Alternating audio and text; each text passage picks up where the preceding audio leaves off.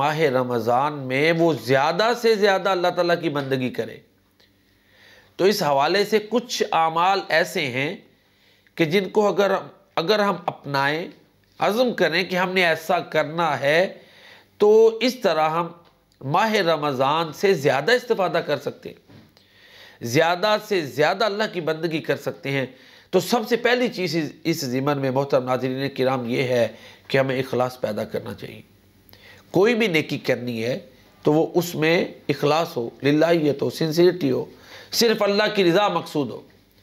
قرآن کریم میں اللہ تعالیٰ سورۃ الکوثر میں پیارے نبی کریم صلی اللہ علیہ وآلہ وسلم کو فرماتے ہیں فَصَلِّ لِرَبِّكَ وَانْحَرْ، پس اپنے رب کے لیے نماز پڑھیں اور قربانی کریں۔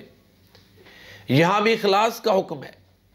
آپ کو حکم دے کر ہمیں سمجھایا گیا ہے کہ ہر عمل میں اخلاص ہونا چاہیے۔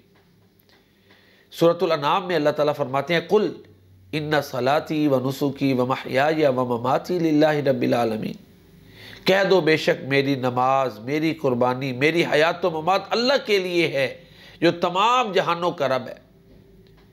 وَمَا أُمِرُوا إِلَّا لِيَعْبُدُوا اللَّهَ مُخْلِصِينَ لَهُ الدِّينَ، سورۃ البینہ میں اللہ فرماتے ہیں اور انہیں یہ حکم دیا گیا تھا، اہل کتاب کو، اہل ایمان کو کیا حکم دیا گیا تھا کہ اللہ کی بندگی خالص کیا کرو، اس کی عبادت کو خالص اس کے لیے کرتے ہوئے کیا کرو۔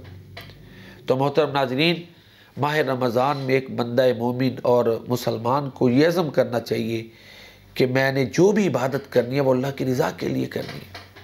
عام زندگی میں بھی یہ عزم ہو تبھی کامیابی ہے، اور ماہ رمضان میں یہ خاص طور پر عزم و ارادہ ہو کہ میں نے کسی کے مقابلے کے لیے نیکی نہیں کرنی، اس لیے نہیں کرنی کہ فلاں نیکی کر رہا ہے تو میں اس سے بڑھ کر نیکی کروں، نہیں، صرف اللہ کی رضا مقصود ہو۔